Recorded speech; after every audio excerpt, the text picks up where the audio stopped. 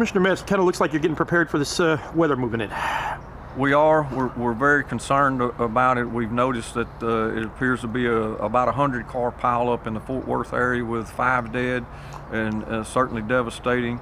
Supposedly a 35 car pileup in the Austin area out there.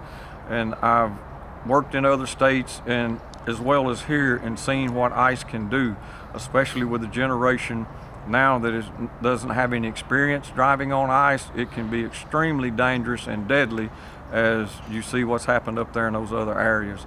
We brought 5 loads of this chip rock, this type sand in here to put on our county bridges. But if it gets extremely bad, the best advice I can give to anyone is just stay home, unless you absolutely have to be out for medical emergencies or things like that, because it can be deadly.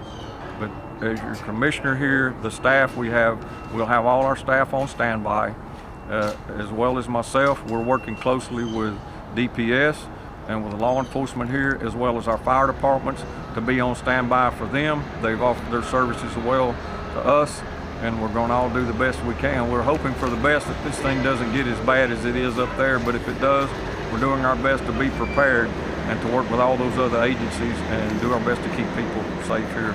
And what about the threat of icing too with these trees?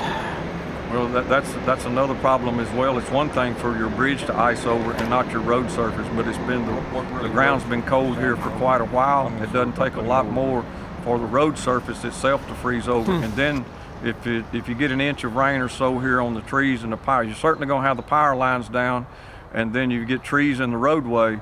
That can be a real problem as well. If it's that bad on that big of an area. I have 900 miles of roadway here, and most of it's in rural areas, and it could be a real problem for us. But we have a number of pieces of heavy equipment with experienced operators, and we'll utilize all those as need be to help with that. But again, we're preparing for the worst, but we're hoping for the best here. Now, a lot of people think, hey, you're Precinct 4, responsible for all the roads out here. Tell me the difference between the state roads and the county roads. I mean, a lot of them think that 242 and such are under your jurisdiction. They're not. No, they're under the state, and we're not allowed to get on those. We would certainly assist the state if they called out, and it's a public emergency, absolutely.